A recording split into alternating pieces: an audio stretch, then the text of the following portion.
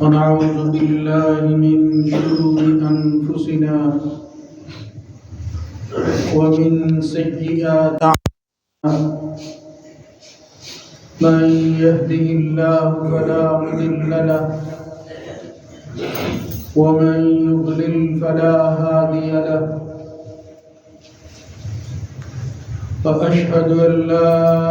إله إلا الله وحده لا شريك له وأشهد أن محمدا عبده ورسوله اللهم صل على محمد وعلى آل محمد كما صليت على إبراهيم وعلى آل إبراهيم إنك حميد مجيد اللهم بارك على محمد وعلى آل محمد كما باركت على إبراهيم وعلى آل إبراهيم في العالمين إنك حميد مجيد أما بعد فإن خير الحديث كتاب الله وخير الهدى هدى محمد صلى الله عليه وآله وسلم وشر الأمور محدثاتها وكل محدثة بدعة وكل بدعة ضلالة وكل ضلالة في النار رب أعوذ بك من همزات الشياطين من همزه ونفخه ونفثه يا أيها الذين آمنوا اتقوا الله حق تقاته ولا تموتن إلا وأنتم مسلمون يا أيها الناس اتقوا ربكم الذي خلقكم من نفس واحدة وخلق منها زوجها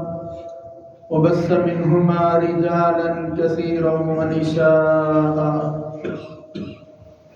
واتقوا الله الذي تساءلون به والأرحام إن الله كان عليكم رقيبا يا أيها الذين آمنوا اتقوا الله وقولوا قولا سديدا يصلح لكم أعمالكم ويغفر لكم ذنوبكم ومن يطع الله ورسوله فقد فاز فوزا عظيما رب اشرح لي صدري ويسر لي أمري واحلل عقدة من لساني يفقه قولي ولو أن أهل القرى آمنوا واتقوا لفتحنا عليهم بركات من السماء والأرض ولكن كذبوا فأخذناهم بما كانوا يكسبون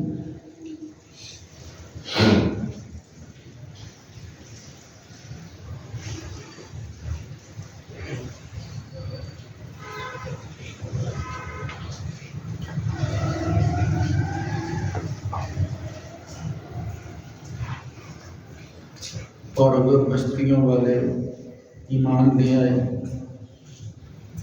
اللہ سے ڈرنے لگے تقوی اختیار کرے تو ہم ان پر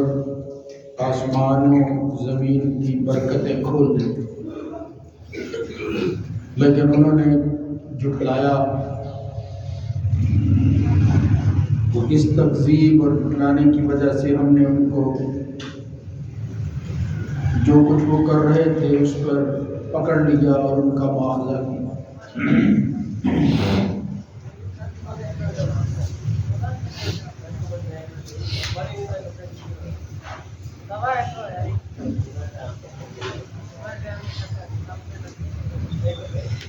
اللہ رب العزت کی حمد و ثنا کے بعد درود و سلام سید الرسل سید ولد آدم جناب محمد رسول اللہ صلی اللہ علیہ وآلہ وسلم کی ذات گرامی پر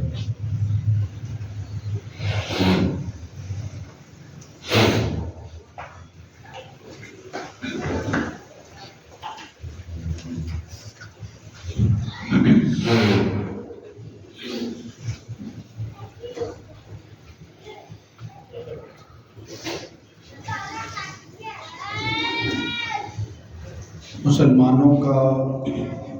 اور سب آسمانی مذاہب کے ماننے والے لوگوں کا یہ عقیدہ اور ایمان ہے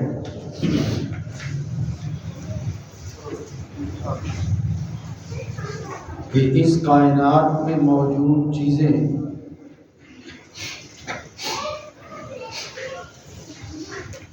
جہاں انسان کی ضرورتوں کو پوری کرتی ہے،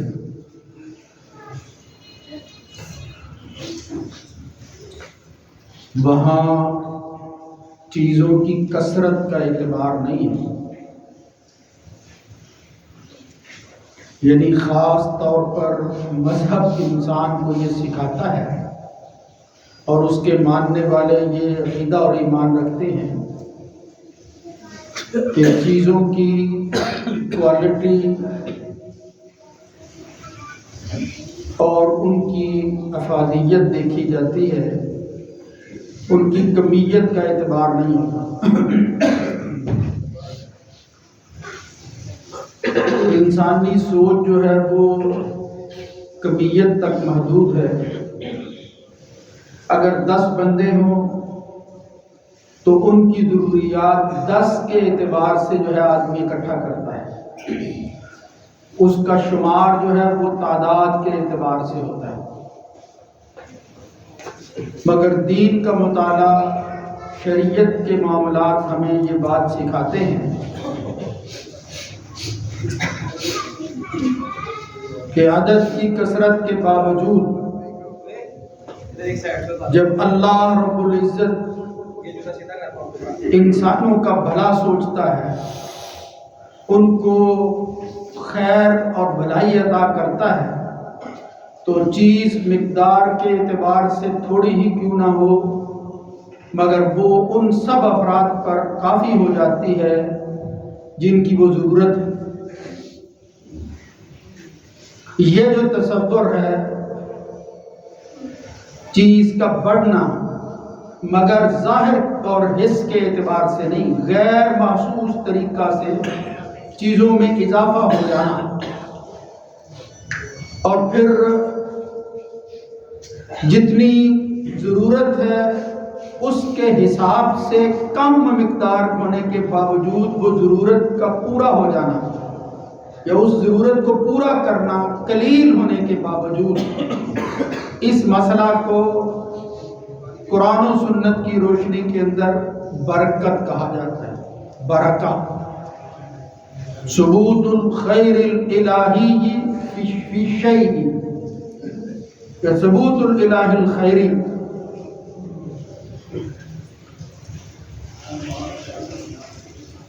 اللہ رب العزت کی طرف سے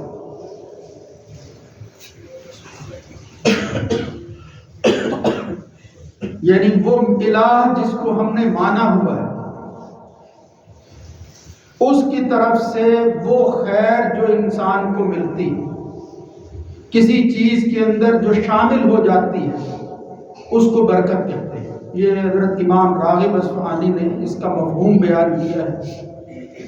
ورنہ ایک بڑا حوض ہو، اس کے اندر پانی انسان جمع کر کے رکھتا ہے، یا آج کی زبان میں ڈیم ہو، تو مقصد یہ ہوتا ہے کہ جب پانی کی ضرورت پیش آئے تو وہاں سے لیا جائے اور اپنی ضرورت کو پورا کیا جائے، اس کو کہتے ہیں البرکہ، یعنی وہ مجموعہ جگہ جہاں چیز جو ہے وہ اکٹھی ہوتی ہے۔ اللہ رب العزت نے قرآن مجید میں بالعموم، اور یہ جو آیت میں نے سورہ اعراف کی پڑھی ہے اس میں کہا ہے کہ اللہ تعالیٰ کی یہ جمع شدہ چیزیں برکات الہی وہ آسمانوں کے اندر بھی ہے اور زمین کے اندر۔ اللہ کی یہ کائنات آسمان و زمین برکات سے بھرا ہوا ہے، یہاں ڈیموں کا شمار نہیں ہے، وہ اگرچہ انسانوں کو دکھائی نہیں دیتے۔ قرآن مجید کا مطالعہ کریں تو عام طور پر اللہ رب العزت یہ کہتا ہے کہ تمہارے لیے خیر اور بلائی آسمانوں سے آتی ہے، یعنی جب تم خیر چاہتے ہو، برکت مقصود ہے، آسمان کی طرف نگاہ اٹھاؤ۔ کیا مطلب ہے؟ مطلب یہ ہے کہ تمہارا ذہن اس بات کی طرف جانا چاہیے کہ یہ سب کچھ میری ضرورتیں جو ہے پوری کرنے والی ہستی وہ ہے جو آسمانوں اور عرش پر بیٹھے، وہاں سے یعنی انسان کو زمین کے اندر چیزیں جو ہے وہ دکھائی دیتی ہیں، وہ جہاں کوئی چیز دکھائی نہیں دیتی یہاں امید ہوتی ہے کہ کوئی چیز جو ہے وہ نکلے گی، بڑھے گی، پھر میں اپنی ضرورت کے لیے اس کو استعمال کروں گا، لیکن آسمانوں کے اندر چھپی ہوئی چیزوں کا انسان کو اندازہ نہیں۔ وَفِي السَّمَاءِ رِزْقُكُمْ وَمَا تُوعَدُونَ، اللہ نے تمہارا رزق آسمانوں میں رکھا ہوا۔ یہ رزق سے کیا مراد ہے؟ ہم عام طور پر یہ سمجھتے ہیں کہ کھانے پینے کی چیزیں ہی رزق ہوتی، حقیقت یہ ہے میرے بھائیوں کہ یہ ساری زندگی جو ہے اس کے اندر رزق کی ضرورت ہے۔ کھانا پینا، رہنا، سونا، جاگنا، پہننا، حتیٰ کہ روحانی ضرورتوں کو پورا کرنا بالاہتمام، یہ انسان کا رزق ہے۔ اس اعتبار سے اگر انسان اور مومن یہ کہے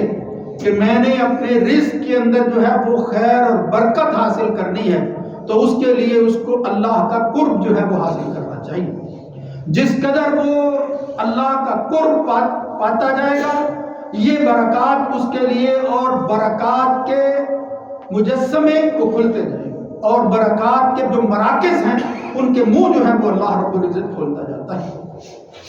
بے شمار جگہ پر اللہ نے فرمایا یا ایھا الناس اعبدوا ربکم الذی خلقکم، بندگی کرو اللہ کی، یہ وہ ذریعہ ہے، یہ وہ وسیلہ ہے جس سے اس مالک کے قریب ہو سکو۔ یہ اعمال اور صالح اعمال میں سے ایک بڑا عمل جس کے اندر بے شمار اعمال جو ہیں وہ شامل ہیں اور اس کا حصہ بنے ہوئے ہیں وہ ہے روزہ کا رکھنا،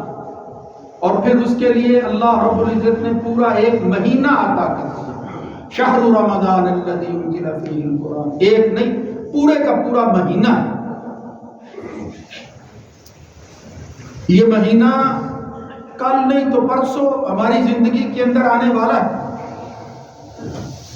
خوش قسمت اور سعادت مند ہیں وہ لوگ جن کی زندگیوں میں وہ لمحات آتے ہیں کہ جس میں انسان برکات کو کھینچتا ہے اور پھر اپنی زندگی کا حصہ بنا لیتا ہے۔ اللہ رب العزت نے اس آیت کے اندر بالخصوص فرمایا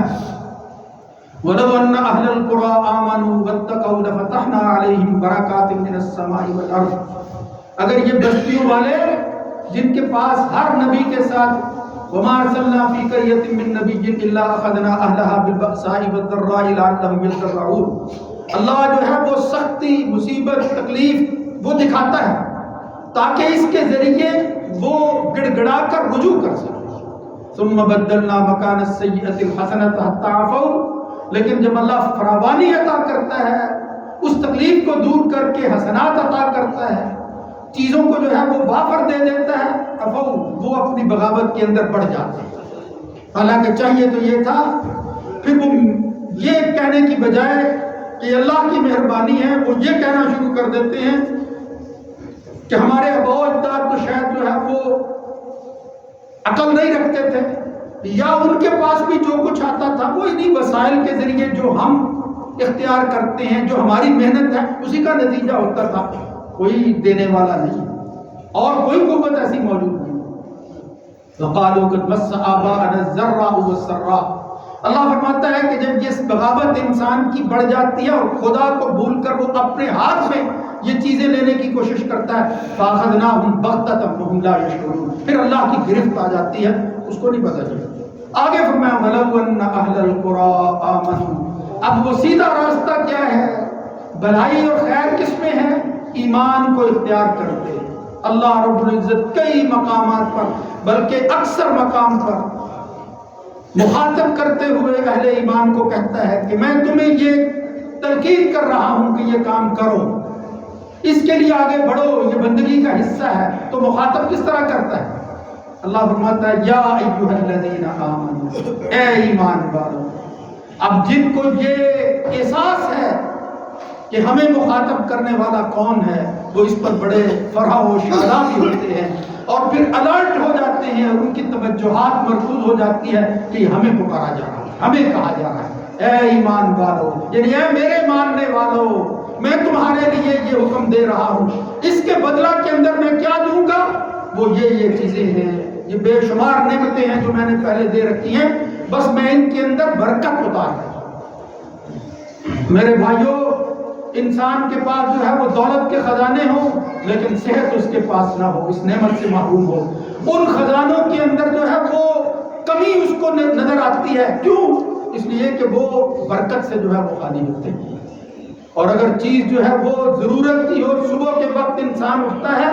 اس کے کھانے پینے اور ضرورتوں کی چیزیں جو ہے وہ شام تک میسر ہیں، تو اللہ کا شکر ادا کرتا ہے۔ وہ بابرکت گھرانہ اور بابرکت فرد ہے جو اس پر قناعت کرتے ہوئے جو ہے وہ اللہ کا شکر ادا کرتا ہے۔ یہ برکت کا اٹھ جانا یہ محرومی اور شقاوت ہے، اس کا نصیب ہو جانا یہ سعادت ہے۔ اسی کو اللہ رب العزت نے قرآن مجید میں مختلف حوالوں سے بیان کیا، اور خاص طور پر یہ جو لفظ ہے آمنو واتقوا، ایمان لائیں اور پھر اس کے بعد وہ کیا کرے؟ اپنے ایمان کو مضبوط تر کرتے ہیں۔ اس ایمان کی مضبوطی کا نام تقویٰ ہے۔ یہ اوامر کی طرف جو ہے وہ لپکنا، اللہ کی باتوں کو ماننا اور معاصی کو ترک کر دینا، اسی کا نام جو ہے وہ تقویٰ ہے۔ یا ایھا الذین آمنوا کتب علیکم الصیام کما کتب علی الذین من قبلکم لعلکم تتقون۔ خاص طور پر اس روزے کے حوالے سے کہا کہ میں تمہیں متقی بنانا چاہتا ہوں۔ وہ جو اہل قرآن سے کہا گیا آمنوا واتقوا، تقویٰ اختیار کرتے، کس کے ذریعے؟ روزہ رکھتے، اس مہینے سے فائدہ اٹھاتے۔ برکتیں کیسے نازل ہوگی؟ کام شروع کرو، اللہ رب العزت جو ہے وہ برکتیں وہ نازل کرے گا آسمان سے، اس زمین سے۔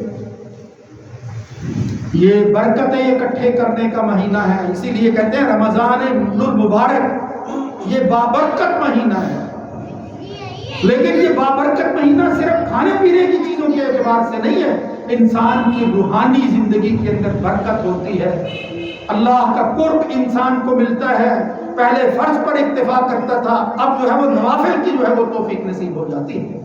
اور عام نوافل سے بھی بڑھ کر قرآن مجید کی تلاوت نصیب ہوتی ہے۔ عام دنوں کے اندر انسان جو ہے وہ ایک ایک پارہ جو ہے وہ پڑھتا ہے، یا جتنا اس کو نصیب ہوتا ہے، مگر رمضان کے مہینے کے اندر وہ قرآن ہی پڑھتا ہے، اس لیے کہ یہ نعمت اور یہ سعادت ہمیں ملی ہی اس مہینے میں۔ تمام آسمانی کتابوں کی طرح یہ آخری کتاب اللہ کی بابرکت کتاب مبارک بہدی ورحمۃ للمؤمنین، انا انزلناہ فی لیلۃ مبارکۃ انا کنا منذرین، ایک بابرکت رات کے اندر اللہ نے نازل کی بابرکت کتاب، کتاب انزلناہ مبارک مصدق الذی بین یدیہ، یہ بابرکت برکتوں کو سمیٹنا ہے اس قرآن کے ذریعے، یہ تمہاری برکتوں کو کھینچنے کا ذریعہ ہے۔ میرے بھائیوں، قرآن مجید بھرا ہوا ہے، رسول اللہ صلی اللہ علیہ وسلم کی اپنی سیرت اور زندگی بتاتی ہے کہ جب یہ رمضان کا مہینہ ہوتا تو تیاری کرتے محمد رسول اللہ صلی اللہ علیہ وسلم، لوگوں کو مخاطب کرتے کہ یہ بابرکت مہینہ قد اذن لکم شہر مبارک، یہ اگرچہ یہ روایت جو ہے یہ سندن ٹھیک نہیں ہے، اس کی تفصیل جو ہے وہ آتی ہے، لیکن اس کے اندر جو لفظ آتا ہے شہر مبارک، یہ بابرکت مہینہ ہے جو تمہارے پاس آ گیا ہے، وہ سایہ فگن ہو گیا ہے، اس نے سایہ کر لیا ہے، تمہیں جو ہے وہ راحت نصیب ہونے والی ہے اس بابرکت مہینے کے ذریعے۔ مومن جو ہے وہ متلاشی ہوتا ہے، بالکل اسی طرح جس طرح زندگی میں بندے کو چانس ملتا ہے، یہ ہارتا ہوا میچ جب اس کو پوائنٹ ملتے ہیں، کسی دوسرا کوئی اور موقع مل جاتا ہے تو پھر کوشش کرتا ہے، انسان بھی امیدیں لگا لیتے ہیں، نہ کھیلنے والے بھی امید لگائے ہوتے ہیں، دعائیں کر رہے ہوتے ہیں کہ چانس مل رہا ہے۔ انسانوں کی زندگی کے اندر یہ مہینے کا آنا، اس زندگی کے اندر چانس ہے جو انسان کو دوبارہ مل گیا ہے، دوبارہ عنایت ہو گئی ہے اللہ کی طرف سے۔ خوش ہونا چاہیے، کوشش کرنی چاہیے، اور پھر سعی جو ہے سابقوا الی الخیرات، سابقوا الی مغفرۃ من ربکم وجنۃ عرضها السماوات والارض، خیرات بھلائیاں اللہ کی مغفرت جو ہے وہ اکٹھی کر لو اور اس کے لیے جو ہے وہ سبقت کرتے ہوئے آگے بڑھو۔ یہ فرمایا اللہ محمد الرسول اللہ صلی اللہ علیہ وسلم خود ارشاد فرماتے ہیں لوگوں روزہ رکھنا ہے تسحروا تو کچھ کھا پی کر رکھو، حالانکہ اگرچہ طلب نہ ہو انسان جو ہے وہ ارادہ کر لے، روزہ تو اس کا ہو سکتا ہے، ارادہ کر لے۔ فرض روزے کے لیے جو ہے وہ نیت ضروری ہے، نفل کے لیے تو آدمی نیت بھی نہ کرے جب اس کو حالات ایسے جو ہے وہ میسر ہوں کہ جس میں کھانے پینے کو کچھ نہیں ہے بس وہ روزہ رکھے۔ لیکن فرمایا رمضان کا مہینہ خاص طور پر محمد الرسول اللہ صلی اللہ علیہ وسلم کے صحابی کہتے ہیں دخلت علی النبی صلی اللہ علیہ وسلم وهو يتسحر، میں نبی کریم صلی اللہ علیہ وسلم کے پاس جو ہے وہ داخل ہوا، آپ سحری کر رہے تھے، تو فرمایا انہا برکۃ آتاکم اللہ ایاہ، یہ برکت ہے جو اللہ نے خاص طور پر تمہیں عنایت کی، اس لیے فرمایا تسحروا، یہ سحری کرو، فصل ما بین صیامنا و صیام اہل الکتاب اکلۃ السحر، ہمارے اور پھر وہ جن کے پاس اللہ کی یہ نعمت آئی تھی لیکن انہوں نے قدر نہیں کی، اہل کتاب یہود و نصارہ، ان کے اور ہمارے درمیان اگر کوئی فصل اور فرق کرنے والی چیز ہے تو یہ سحری کا کھانا، سحری بالاہتمام کرنا۔ کیوں؟ فإن فی السحور برکۃ، فإن فی السحور برکۃ، یعنی اگر جو ہے سحور کے ساتھ پڑھو تو کیا مطلب ہے اس کا؟ یہ وقت ہی بڑا بابرکت ہے، یہ صبح کا وقت، یہ نماز سے پہلے، یہ اذان سے پہلے، یہ سحری کا وقت، وبالاسحار هم یستغفرون، جس میں ماننے والوں کی اللہ تعریف یہ بیان کرتا ہے کہ جو اس سحری کے وقت اٹھتے ہیں اور بخشش اللہ سے طلب کرتے ہیں وہ ہیں پکے مومن۔ اس لیے فرمایا تسحروا فإن فی السحور، یہ وقت جو ہے یہ بھی بہت بابرکت ہے، یہ کھانا جو اس وقت کھایا جا رہا ہے یہ بھی برکت ہے۔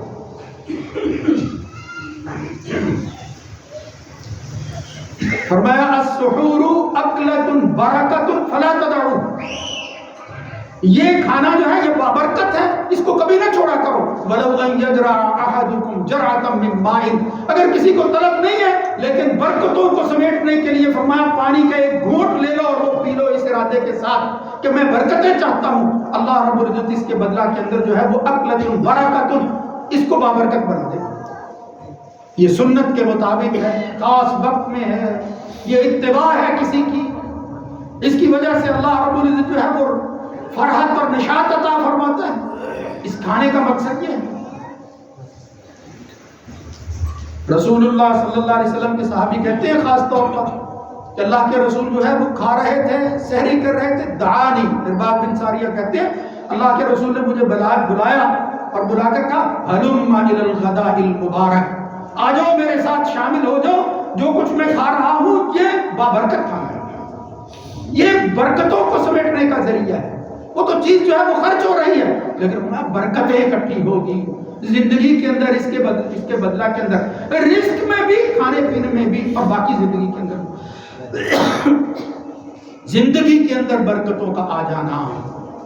وہ محرومیاں ختم کرنے کا ذریعہ بنتا ہے۔ ورنہ انسان جو ہے وہ حدیث کے مطابق پوری وادی سونے کی لے لے دوسرے کی خواہش کرتا رہے گا، برکت نہیں ہوتی اس کی، وہ برکت کی محرومی کی وجہ سے اس کا شکار ہوتا ہے۔ ہمیں اکٹھے ہونا ہے، ہمیں ڈیم بنانے ہیں جو وقت ضرورت کام آئیں گے، یعنی جب انسان کے پاس وہ چیز نہیں ہوگی، اور پھر ایک ایسا وقت ہے جب یہ برکات جو ہے وہ کہیں بڑھا کر اللہ رب العزت ایسی جگہ پر ایسی چیزوں کے ذریعے جو ہے وہ بدلہ دینے والا ہے کہ جن کے بارے میں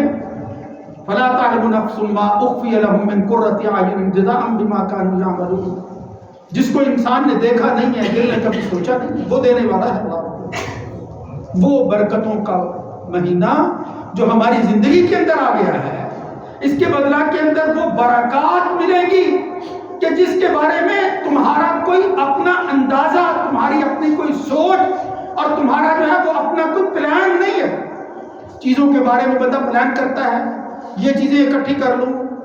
اس کے ذریعے اتنا جو ہے وہ وقت میرا گزر جائے، لیکن فرمایا برکتوں کے لیے پلاننگ تمہاری نہیں ہے، اللہ کا فیصلہ ہو، اور جب آدمی اللہ کے فیصلے پر راضی ہو جاتا ہے تو پھر اس کو کسی چیز کی کمی محسوس نہیں ہوتی۔ یہ ہے برکات من السماء والارض۔ تو فرمایا ہلم الی الغداء المبارک، یہ بابرکت کھانا ہے، اس کا حصہ بن جاؤ۔ تو اس سے ایک مسئلہ بھی معلوم ہوا کہ جس طرح افطاری کے اندر آدمی جو ہے وہ بندوں کو دعوت دیتا ہے، سحری کے اندر بھی دعوت دے سکتا ہے، ساتھ شامل کر سکتا ہے۔ اور پھر یہی تو وہ تصور ہے برکت کا، کھانا ایک بندے کا تھا، دوسرے کو آپ بلا رہے ہیں اس نیت کے ساتھ جس میں اللہ برکت جو ہے وہ خیر شامل ہونے والی ہے۔ یہ مقدار کے اندر جو ہے اتنا ایک ہی بندے کا ہے، لیکن اس برکت کی وجہ سے اب دو بندے جو ہیں وہ بھی اس کو کھا سکتے ہیں، دو کا چار، چار کے مقابلہ میں آج رسول اللہ صلی اللہ علیہ وسلم اذا دخل رمضان شہر رمضان فتحت ابواب السماء، یہ دیکھنا برکت ہے، جب مہینہ داخل ہوتا ہے تو آسمان کے دروازے کھلتے ہیں، جس کے بارے میں کہا اہل القری آمنوا واتقوا لفتحنا علیہم برکات من السماء۔ اس مہینے کے شروع ہوتے ہی اذا کان اول لیلۃ من رمضان صفدت الشیاطین ومرضت الجن وغلقت ابواب النار فلم یفتح منها باب وفتحت ابواب الجنة فلم يغلق منها باب وينادي مناد يا باغي الخير اقبل ويا باغي الشر اكثر ولله التقاء من النار وذلك كل ليلة۔ یعنی وہ متفق علیہ روایت ہے کہ جب یہ مہینہ داخل ہوتا ہے آسمان کے دروازے کھلتے ہیں۔ اسی طرح کے لفظ تو آسمان کے دروازے سے مراد کیا ہے؟ میں فتحت ابواب الجنہ، وہ تیرے اصل ٹھکانے کے دروازے اللہ رب العزت کھول دیتا ہے۔ غلقت ابواب جہنم، اور اس کے مقابلہ میں جہنم کے دروازے بند کر دیے جاتے ہیں۔ سلسلۃ الشیاطین، وہ جو تمہارا دشمن ہے، جو تمہیں اس جنت سے دور لے جانے کی کوشش کرتا ہے، جہنم کا حصہ بنانا چاہتا ہے، میں اس کو زنجیروں میں جکڑ دیتا ہوں، آسان ہو جاتا ہے۔ اس کے پہلے ہی اثرات ہیں، وہ اگر تو نے قبول کیے ہوئے ہیں تو بے نصیبی ہے، ورنہ سلسلۃ الشیاطین۔ دوسری جگہ میں صفدت الجن، صفدت الشیاطین ومرضت الجن، جو سرکش ہیں، جو دوسروں کو ابھارتے ہیں برائی کے کرنے اور کرانے پر، اللہ تعالیٰ ان کو بھی جو ہے وہ جکڑ دیتا ہے،